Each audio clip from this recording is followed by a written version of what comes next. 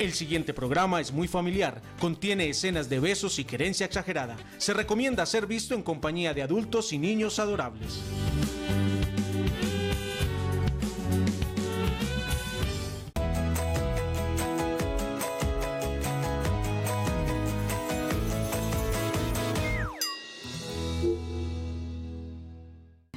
Nos unimos en un arrullo para abrir juntos un camino. Yo te ayudo a empezar el tuyo, tú haces más feliz el mío. Y entre dudas, llanto y caídas, Entre risas, besos y abrazos, juntos nos gozamos la vida paso a paso, construyendo desde el amor paso a paso, para hacernos la vida mejor. ¿Listos? ¿Preparados? Bienvenidos a Paso. Esperamos que hayan terminado de hacer su siesta. Si apenas la iba a empezar a hacer, pues por favor, abra bien los ojos, despiertos, atentos, porque hoy tenemos programa de viernes y además un tema que teníamos reservado, preparado para hoy, segunda parte sobre el tema de el sueño en nuestros niños. Moni, bien despierta, ¿qué más? No, pues eso de bien despierta, esa creencia me tiene bastante. No, pues ya almorzó, ya hizo la siesta, ya no. Pero sí es un tema que nos desvela y nos trasnocha a muchos papás, todos, incluso desde antes de dar a luz, ya nos están advirtiendo, duerma que eso se le va a acabar prontito. Así que es uno de los temas así como misterio, sombra, oscuros de la maternidad y la paternidad, y aquí vamos a llenarlo de luz con nuestro experto, a quien vamos a llamar de una vez porque tenemos muchas preguntas. Para que sepan, hoy no está habilitada la línea telefónica, vamos a tratar de darle prioridad a las personas que se tomaron el trabajo de escribir sus casos particulares, porque tendremos hoy un consultorio abierto para resolver esas dudas. Igual, así no sean los casos de ustedes, lo que advertimos siempre, sé y estoy absolutamente segura de que se van a sentir identificados con el caso de X o Y persona, y con esa respuesta quedará saldada la duda que puedan tener cada uno de ustedes en sus casas. Además de que aprenderemos un montón, recopilaremos información para aquellas que aún están en embarazo, que aún no son mamás, que aún no son papás, sobre cómo manejar el tema del sueño, de ese terror del tema del sueño, o de la falta de sueño, mejor, deberíamos llamarlo así, falta de sueño en los bebés, para que se preparen y se dispongan a asumirlo de la mejor manera. Porque, buena noticia, y con eso empezamos, todos aprenden a dormir, así que paciencia, paso a paso. Aquí está el experto.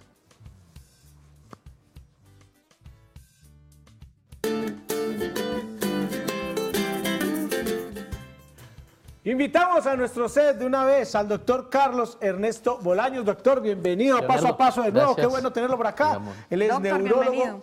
pediatra de la Universidad Nacional de Colombia, cofundador y director del Laboratorio de Sueño del Centro de Atención Neuropediátrica Integral CEMPI Medellín.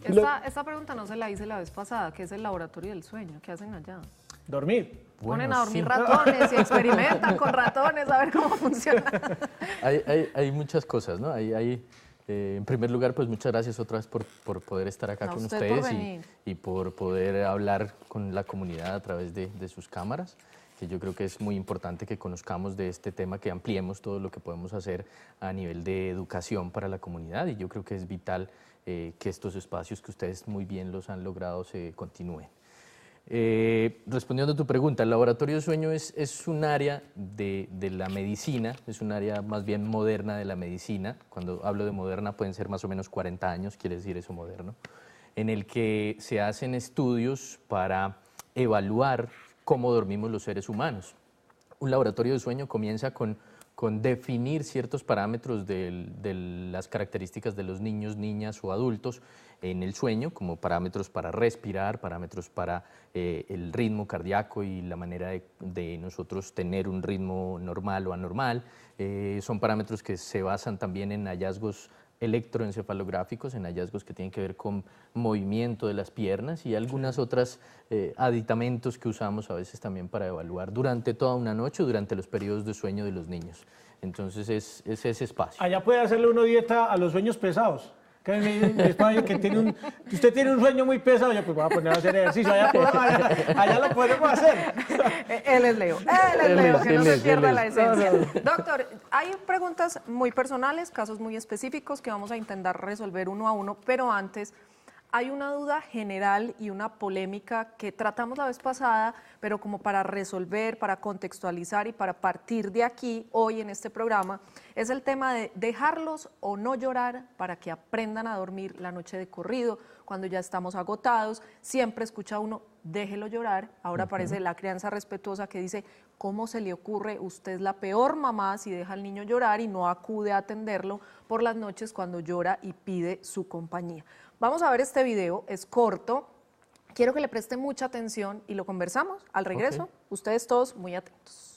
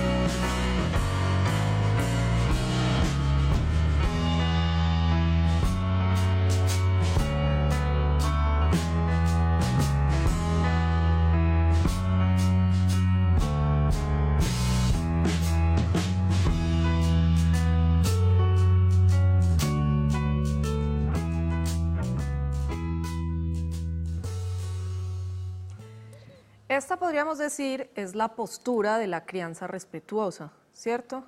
Por favor, no escuches cuando alguien te diga, deja a tu bebé llorar para que duerma de corrido toda la noche.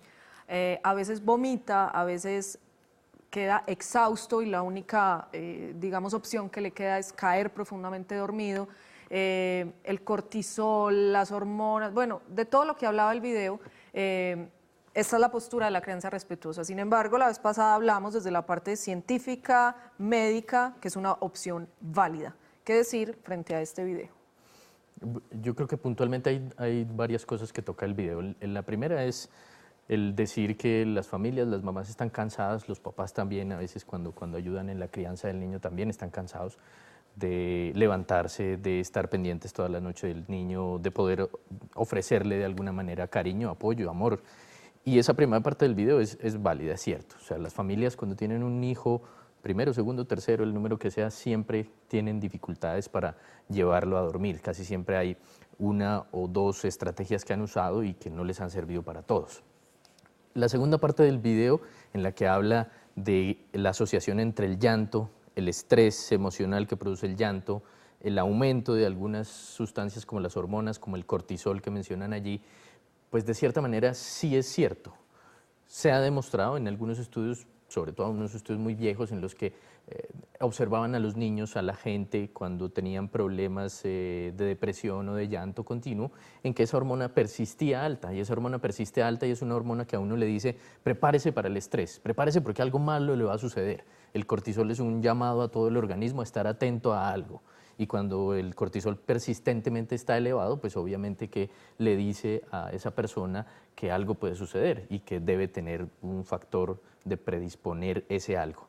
Pero lo que sí no sabemos bien hoy en día es que si eso se vuelve crónico, si se cronifica, si hay una alteración en esas hormonas, si realmente se asocia o no con que ese niño va a ser un niño con una dificultad emocional. Si hay un vacío emocional. Algunos considerarían que sí, que ese vacío emocional puede tener una tendencia a asociarse a eso que pasó durante esa primera etapa del dormir y el dejarlo con un llanto persistente. Pero hay otros que dicen, bueno, entonces de cierta manera tampoco vamos a permitirles que ellos logren obtener un control de su frustración. Entonces, ¿cuándo van a aprender ellos cómo perder? ¿Cuándo van a aprender ellos también cómo lograr sobreponerse a las frustraciones? ¿Pero esa pregunta es válida a los 6 meses? Esa pregunta es válida desde muy pequeños. Esa pregunta Enseñarles a es controlar válida. su frustración, a no, tolerarla. además, a enseñar controlar su frustración, pero yo me hacía la misma pregunta cuando tuve mis hijos. Uno dormir es algo tan natural, hay que aprender a dormir. Uno debe enseñar a dormir. Ese es el tercer espacio del video, que ellos dicen no se necesita un entrenamiento. La mayoría, el 80%, no necesitan un entrenamiento.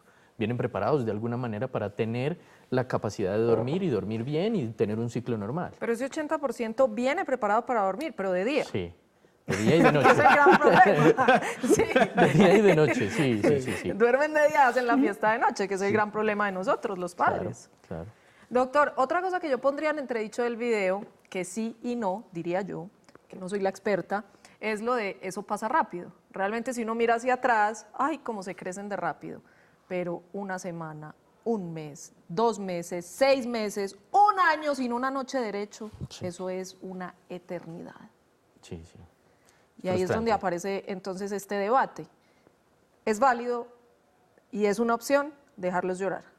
Es Desde una este opción. punto de vista. Es una opción. Es una opción. Es una opción, pero es una opción a la que la familia debe estar conforme con esa opción. Ok. La mayoría de las personas hoy en día dicen, bueno, vamos a demostrar que eso no está bien hecho y van a demostrarlo a través de las estrategias diferentes para lograr enseñarle a un niño a dormir, entrenarlo, como decía Leonardo, entrenarlo con unas pautas pues, que son muy básicas y que son biológicas y que no es de cierta manera lo que uno consideraría como entrenamiento. Entrenamiento sería aprender a algo, no. Nuestro cerebro ya viene con unos límites preestablecidos, con ese ciclo. Si a mí me preguntan, yo me paro en la mitad de la balanza. Aquí pongo a los neurólogos y la parte médica y científica y aquí a la crianza respetuosa. Punto.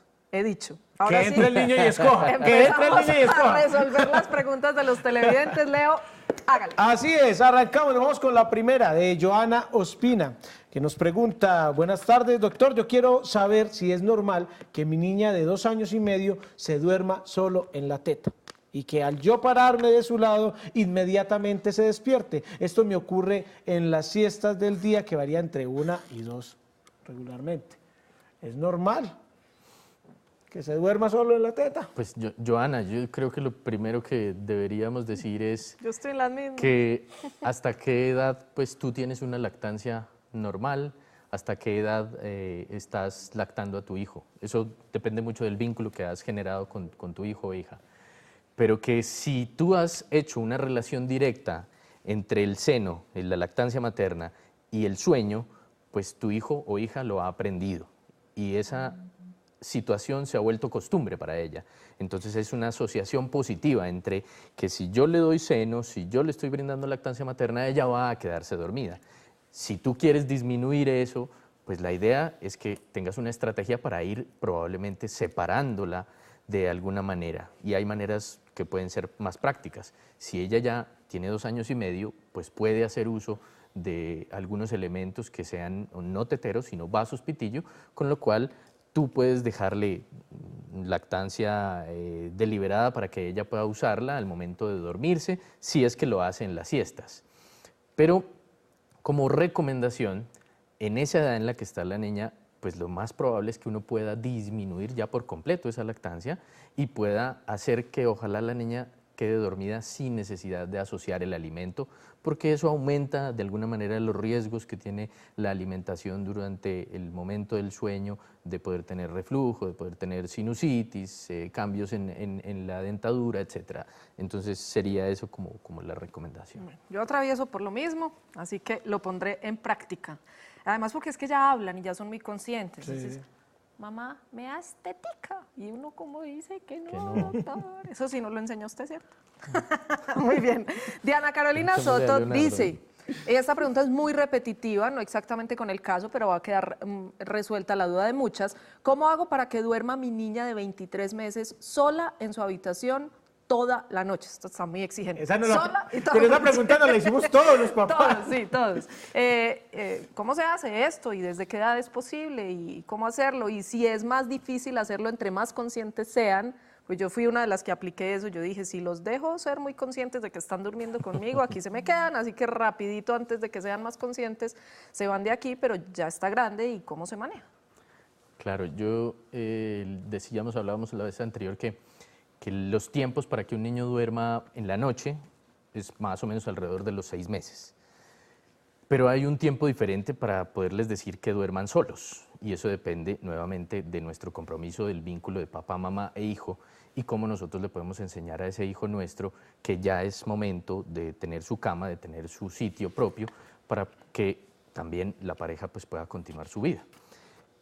La estrategia, creo yo, que en un niño cercano a los 2 años puede ser iniciar ese proceso en un ambiente de tranquilidad y seguridad. Y esto creo que va a servir más o menos para todas las personas, en que si nosotros tenemos una habitación para el niño, una cama para el niño o niña, nosotros tenemos que tener en cuenta algunos factores que son ambientales y que son básicos. La luz es un factor importante.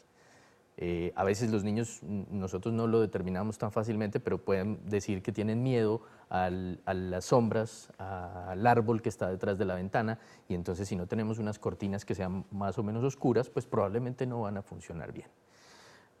Aparte de la luz, también es importante que ellos sientan cómodos dentro de su propio ambiente, es decir, con una temperatura, un calor adecuado, sin exceso de cobijas o de acuerdo a donde estamos viviendo, pues sin exceso de calor o de frío.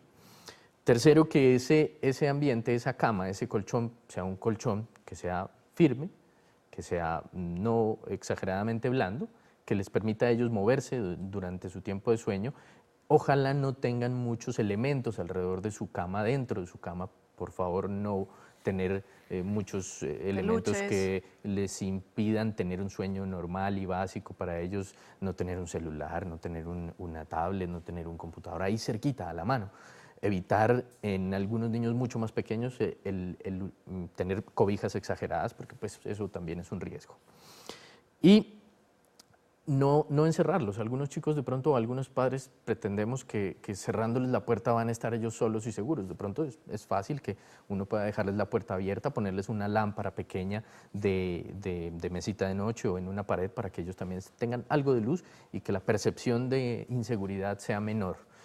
Que sí, obviamente, cuando ella se para de su cama, va a buscar tu cama, pues nosotros podamos también decirle, es hora de regresar. La acompañemos a la cama de ella nuevamente, hablemos con ella de manera clara, digamos, estás tranquila, puedes estar serena porque tus papás estamos aquí, te amamos, te protegemos y no va a pasar nada malo. Esas palabras son importantes, y a pesar de que no se vean como trascendentes en un momento, si uno las repite seguramente para ellos van a ser Exacto, eso no se válidas. logra de la noche a la mañana. Exactamente. Es un proceso de entrenamiento. Exactamente. Y esas opciones de mantener ese nicho de la luz, la temperatura, la oscuridad, el manejo de los temores, el manejo de la angustia del niño y el de uno propio como papá, pues se van a ir construyendo. Y después viene ya el proceso del acostumbramiento. Entonces, el proceso del acostumbramiento para unos niños mucho más pequeños puede ser desde que casi están en los primeros días de vida, para que ellos sepan que uno está allí pendiente y pacientemente acompañándolos en esa situación de difícil dormir, hasta la niña que tiene 23 meses, nuevamente haciendo el uso de la persistencia y de la insistencia en ese dormir seguro, dormir tranquilo y dormir de manera continua. Ok, la pueden llevar al mercado del hogar, al centro del hogar y decirle, mira, escoge la lamparita que quieres, yo creo que ya tiene edad por lo menos para señalar eta, y involucrarla como con sus gustos y afinidades para que se sienta cómoda en el lugar en el que va a dormir. Siguiente pregunta. De María Paulina Castañeda nos dice, tengo una bebé de 5 meses y ella dura por lo menos 1 hora o máximo 2 horas despierta. Pasado este tiempo se desespera para seguir durmiendo. Debe ser 2 horas dormida. Si es normal. Okay. Debe ser, pasa por lo menos 1 hora máximo o 2 horas dormida. Pasado este tiempo se desespera para seguir durmiendo y se despierta. Quisiera saber si es normal. Le dura 2 horas. Claro, o puede ser también al contrario, ¿no? Sí, porque sí. Es que a los 5 meses estamos en una edad de transición que es importante, y a los 5 meses nosotros tenemos más o menos unas 12 a 14 horas de sueño en todo el día. Pero lo que tenemos que pensar en esa edad es que el ciclo todavía no es un ciclo completamente circadiano, que es de 24 horas, sino que todavía es un ciclo más corto, es un ciclo de 18 horas más o menos para esos chicos. Pero aún ellos pueden hacer siestas que sean prolongadas. Entonces, por ejemplo, un niño de 5 meses puede hacer 3, 4 siestas en el día, y esas siestas van a tener un tiempo determinado, porque para ese bebé probablemente tener una siesta de 1 hora y media es una siesta muy larga. O si él solamente pasa 30 minutos de siesta y se despierta, pues de pronto se va a despertar como enojado, más o menos como cuando uno ha salido de pronto de fiesta y al otro día entonces tiene que intentar dormir, pero se levanta más temprano, entonces le cuesta a uno iniciar ese proceso y uno se siente sin ganas, sin habilidad, sin energía para iniciar ese proceso de activarse. Entonces ese niño, cuando ha dormido poco, cuando tiene una siesta corta en esa edad, pues le hace falta todavía dormir. Y cuando se despierta se torna irritable, se torna enojado, está frustrado porque no puede dormir o porque no lo dejan dormir. Pero, ¿qué hay que hacer?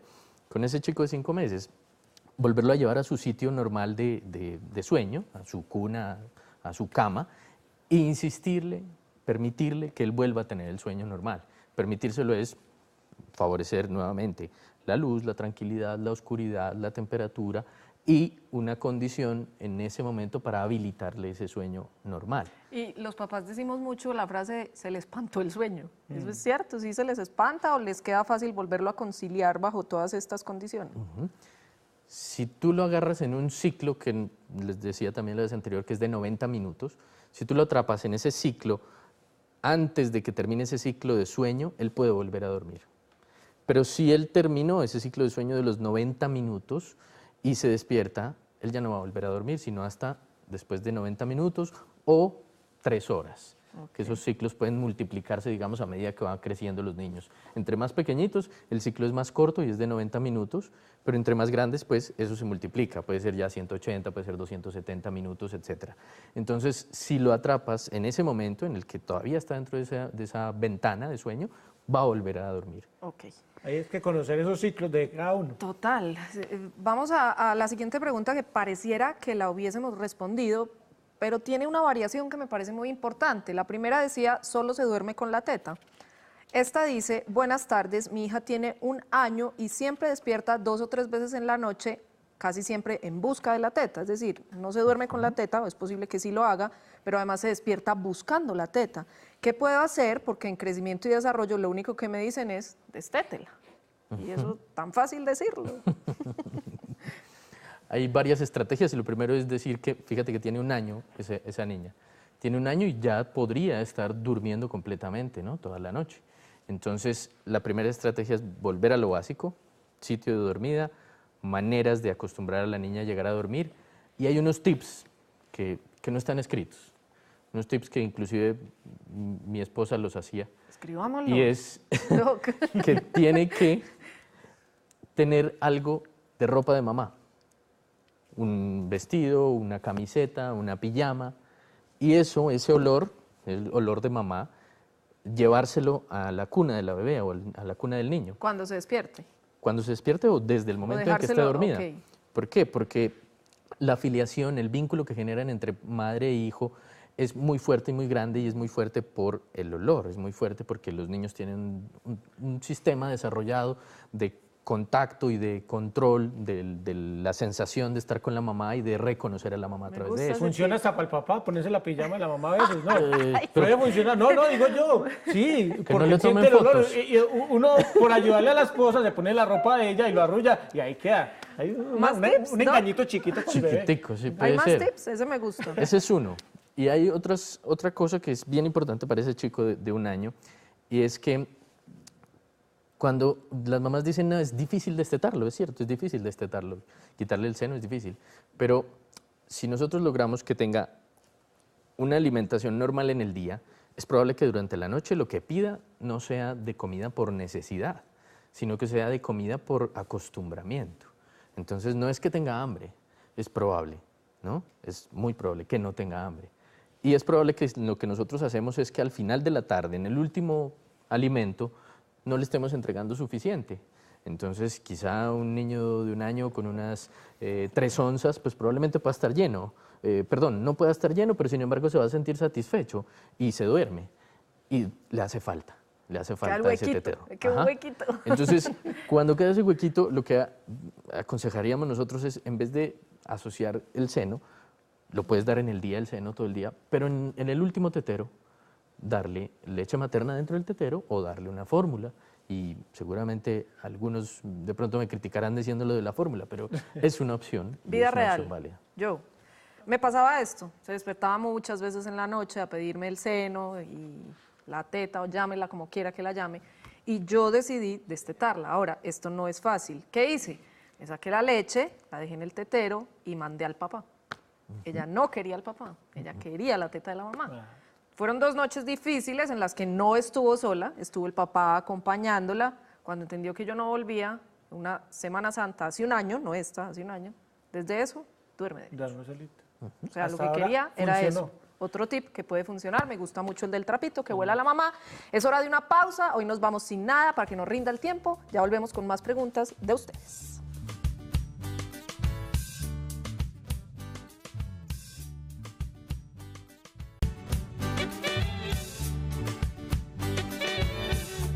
El estrés es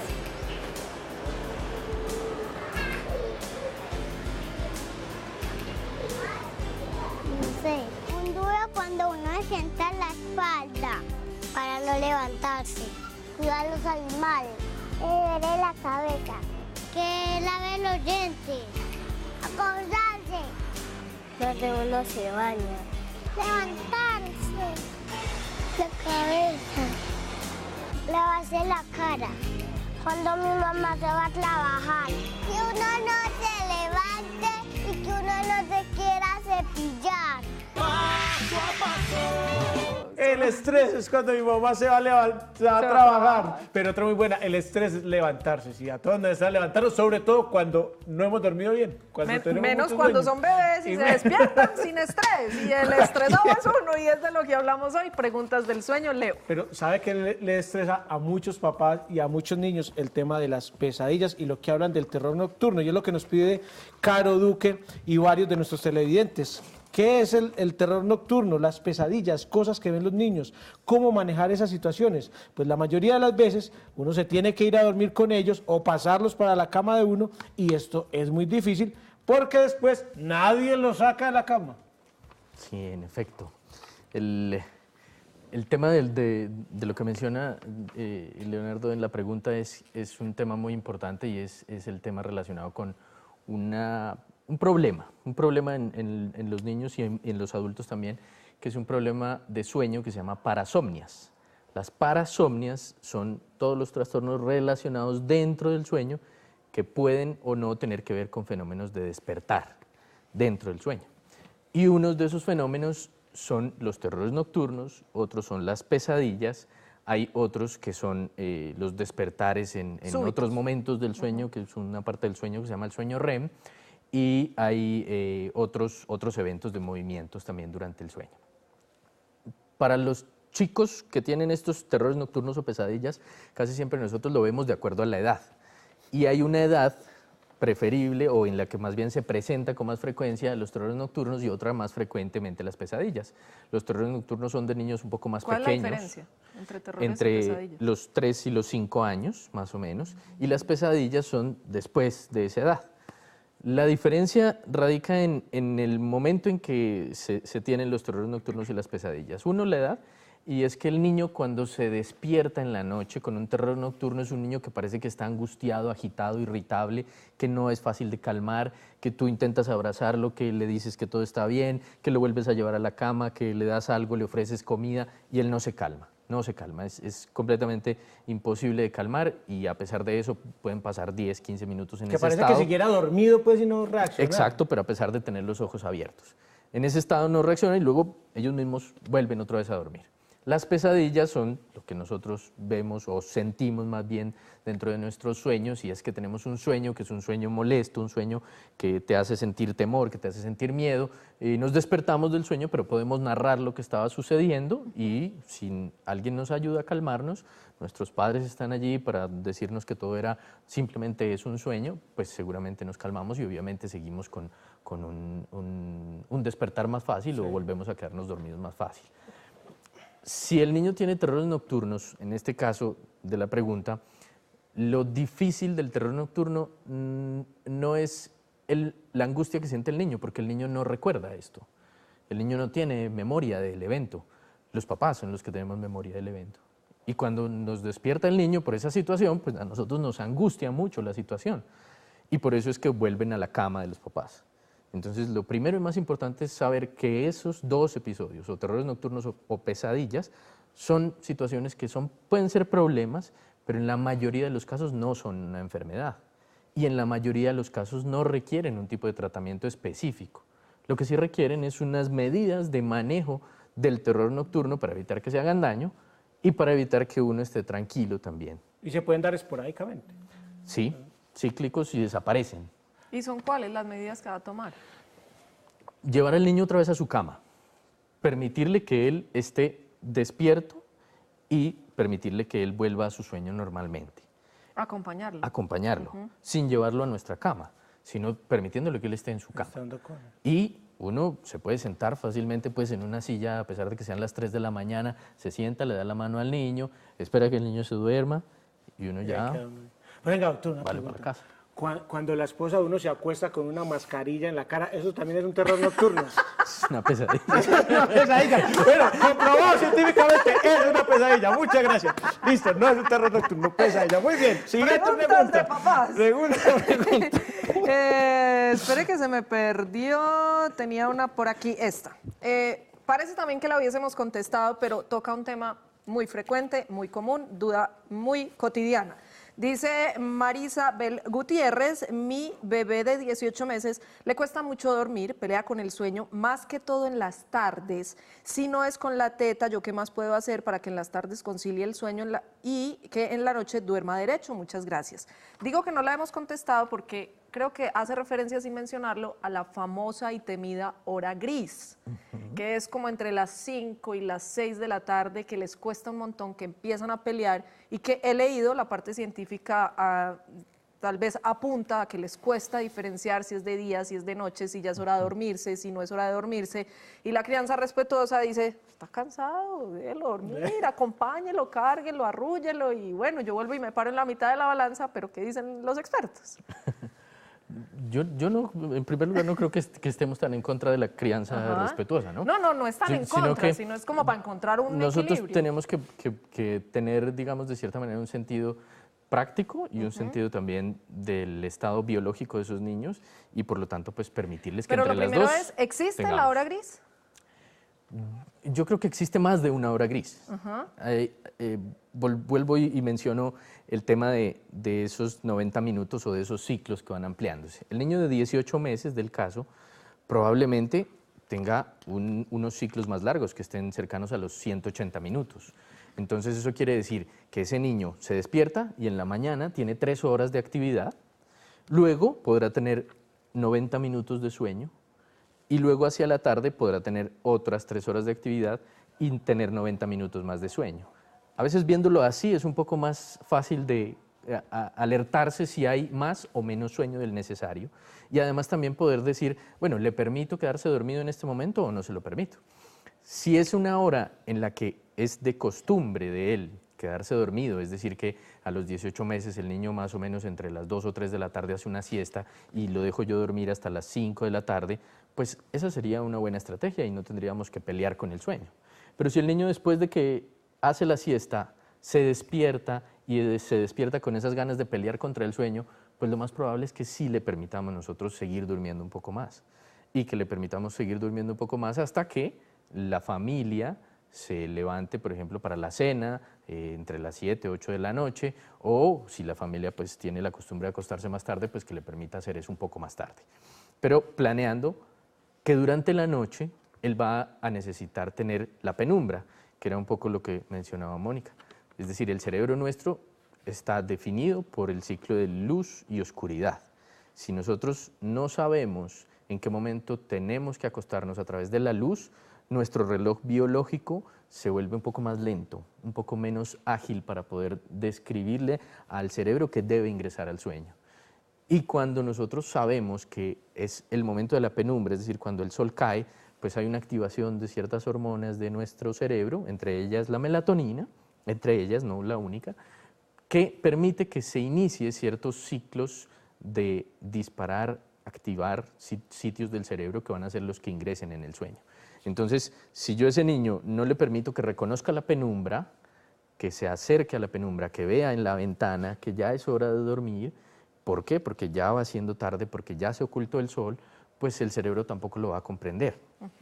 Si yo le activo eso a través de una terapia lumínica, se llama así, le permito yo que él aprenda de esa manera a tener las ventanas abiertas en la casa hasta esa hora, pero que después las ventanas están cerradas y que después, por ejemplo, la luz que tenemos nosotros no sea una luz blanca intensa como esta, sino que sea una luz amarilla tenue. Eso Cálida. va a hacer que disminuya la posibilidad de la activación todavía cerebral para estar en vigilia. Y frente a eso, la recomendación siempre he escuchado es las siestas de día se hacen con ventanas y con luz en el cuarto y en la noche hay penumbra, para que empiecen a encontrar esa diferencia. Sí, ¿Está bien? a esa edad sí, por supuesto. Si les cuesta más al principio de pronto quedarse dormidos, pues uno puede usar la oscuridad también en el día, antes, sobre todo antes de los 6 meses. Ok. Después de los 6 meses es diferente. Tengo una pregunta aquí que me llama la atención y la hace Jenny Monsalve, doctor. Dice, mi bebé de 1 mes y medio está presentando movimientos oculares en la pepa del ojo, involuntarios y exageradamente rápidos. Pensé que era una convulsión. He consultado y los médicos dicen que no tiene nada. A partir del primer episodio, mi bebé duerme más tiempo. ¿Estos movimientos tienen o no tienen relación con el sueño? Ayuda, por favor, que estoy preocupada. Muy bien, una pregunta muy válida y que seguramente muchos de los padres hemos visto en nuestros hijos, y es que el niño cierra los ojos, pero hay un movimiento fino dentro de los ojos que puede ser imperceptible o puede ser a veces irregular, Sí. rotatorio, y es ese momento del sueño que se llama el sueño REM.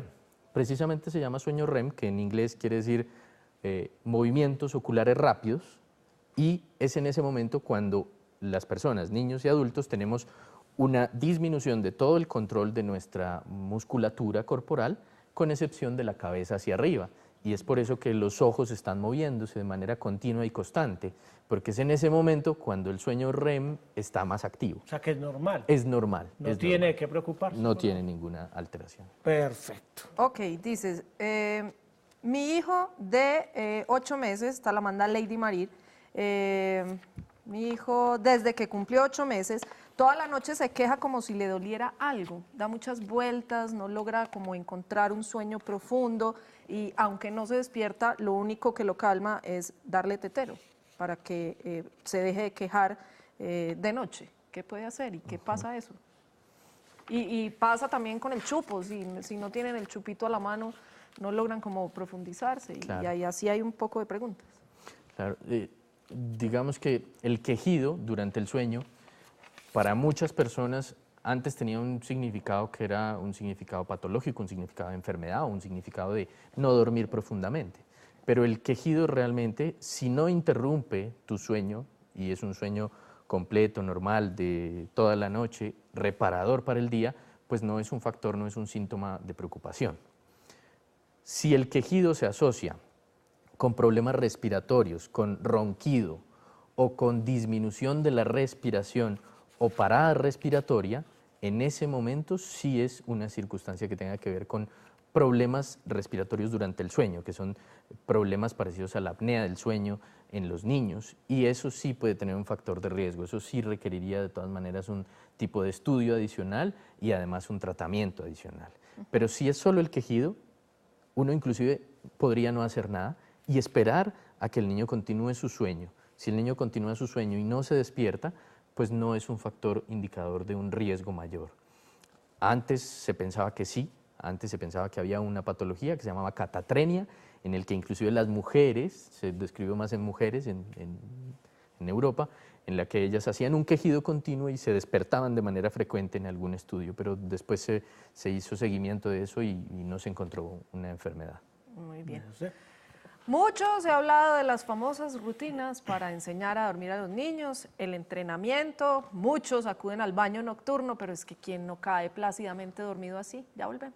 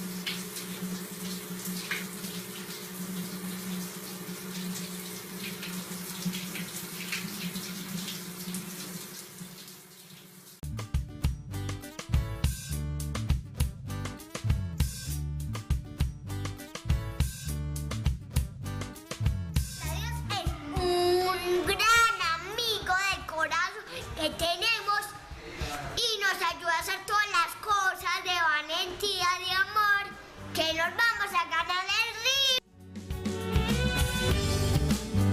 Ahí está Nicolás con su video. Sí, Nicolás, estás en la lista para ganarte el libro de los 7 grandes secretos. Gracias por esa definición de espiritualidad.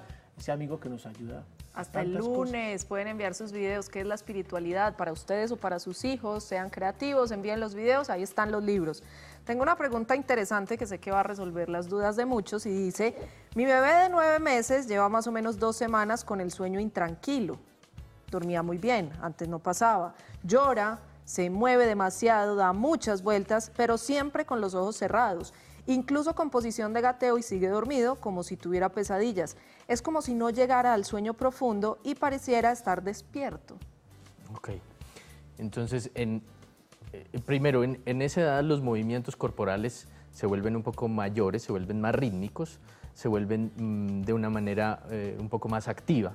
¿Y por qué? Porque es en esa transición cuando nosotros tenemos, cuando los bebés tienen, una madurez del proceso de mielinización que se llama en la médula espinal y en el cerebro. Esa mielinización hace que nuestra capacidad de mover las extremidades, de mover las piernas, pues sea mayor. Por lo tanto, también en esa edad comenzamos a gatear. Y asimismo que cuando comienzan a gatear, se activa durante la noche de una mayor manera los movimientos corporales rítmicos, que a veces pueden ser incómodos para el niño. Sobre todo hay una condición en que a veces hay unos movimientos en que son exagerados de balanceo corporal, en el que a uno lo angustian, lo asustan mucho, pero si el niño sigue durmiendo, esos movimientos de balanceo corporal o de balanceo de la cabeza no son anormales tampoco a esa edad y son formas de entrar en el sueño para los chicos. Es una forma de un estímulo normal de los niños. O sea, todo eso en un caso de la vida real, con palabras de mamá, sería lo siguiente, uno llega feliz y chicaneando, Sí. imagínate que ya duerme toda la noche. ¡Ay!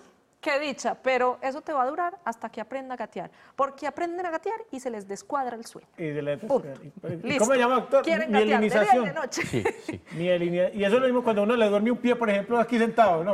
Con la extremidad inferior, la mielinización. Se le mielinizó. Seguimos con más preguntas. Esta nos la va a enviar a doctor Natalia y nos dice, mi bebé tiene 15 meses, pero por el contrario de muchos bebés, él desde los 2 meses duerme toda la noche. Ay, tan bueno, Natalia. Hasta las 6 de la mañana se toma su tetero y se vuelve a dormir. Se levanta tarde y después de su baño vuelve y se duerme. Mi pregunta es, ¿será malo que duerma tanto Ay. estando ya tan grandecito? ¡Clonémoslo! Es el contrario, ¿no? De la pregunta Sí. habitual, de la pregunta que uno espera. El uno es, porque no duerme y el otro porque ¿cómo duerme mucho. duerme un poquito, cómo duerme mucho? Tiene 15 meses. A los 15 meses vuelve y juega. El promedio normal de sueño puede estar entre las 12 a 14 horas. Entonces, ese promedio normal de sueño puedes dividirlo en el día. Si tiene 3 o 4 siestas, algunos exageran y tienen 5 siestas y pasan toda la noche dormidos. Conchudos. Es una situación normal si tú calculas. Yo calculo 10 horas dormido en la noche. Pasa totalmente, una bendición porque tiene desde los 2 meses eso. Fabuloso. Y en el día entonces le quedan más o menos unas 4 horas para dividirlas entre las siestas. Y él puede dividir 30 minutos, otra de 1 hora, otra de 1 hora y media, y con eso permanecer en el día bastante activo. Ahora, si son 4 horas y media, tampoco pasa nada. Pues Exacto. bajémosle un poquito a los ritmos. O sea que, bien, podemos cambiar. 2 semanitas te cedo a Florencia y tú me prestas Eso, 2 eso, semanitas. puede prestarse por un intercambio muy maravilloso para que descansen 2 familias. Exacto. Muy bien, esta está larga, pero con contenido. Dice Lina Lopera. Mi hijo cumplirá 6 meses el próximo domingo. Desde que nació tiene episodios de sustos que lo despiertan bruscamente, ya lo hablamos. En recién nacidos es muy común, reflejo de Moro. El reflejo de Moro es cuando hacen las manitos así, y en nuestro programa de, se me fue el nombre, integración de los reflejos, pero eso tiene un nombre. Bueno, espere, yo me acuerdo y le digo, hay ejercicios para lograr integrar esos reflejos y que vayan desapareciendo. Sistema vestibular. Sistema vestibular. ¡Ya Muy acordé! bien. ¡Punto! Punto para los papás. YouTube, sistema vestibular, ahí enseñamos ejercicios para que estos reflejos se vayan integrando. Tengo entendido que debió quitársela a los 4 o 5 meses. Estos brincos le dan más que todo al inicio del sueño, cuando aún no es muy profundo, y si no estoy ahí para calmarlo, se despierta del todo y se pone a llorar. No es un brinco cualquiera, sino grandes sustos y no una sola vez. Puede llegar a brincar así como 4 veces en 10 minutos. También a veces llora desesperadamente estando dormido, sin abrir los ojos, y tengo que ofrecerle la teta para que se calme. Quiero saber si ya con 6 meses sigue siendo reflejo de Moro o es algo delicado que debo hacerle revisar pues durante todo el embarazo, y ojo a esto que aquí viene lo importante, y sus primeros 4 meses de nacido. Mi Solecito y yo vivimos maltrato físico y psicológico por parte de su padre. ¿Tiene esto algo que ver? Incluso cuando eso ocurre durante la gestación, ¿tiene esto algo que ver con el sueño? Claro. Porque lastimosamente es el día a día. Sí, es una pregunta bien elaborada y bien interesante. Primero, el reflejo de Moro es una respuesta adaptativa. Yo estoy seguro que si a Mónica o a Leonardo los agarra a alguien que sea muy grande, un gigante, y les hace una maniobra para producirles el Moro, ustedes lo hacen. Eso no se pierde. Y me demoro para dormir. Se demora totalmente. Eso no se pierde, se adapta No en y se vano lo van a integra. requisar a uno y uno. Claro. Y se integra. Y es una cuestión interesante porque pues cuando uno cree que el Moro ha desaparecido, uno tiene esa respuesta toda la vida. Es una respuesta adaptativa, es una respuesta que es inclusive filogenética. La tienen los mamíferos y la tenían nuestros antecesores, ¿no? Entonces, el Moro puede durar máximo hasta los 4 meses. A veces uno habla de los 3 meses que se integra realmente y desaparece de una manera muy importante después de esa edad.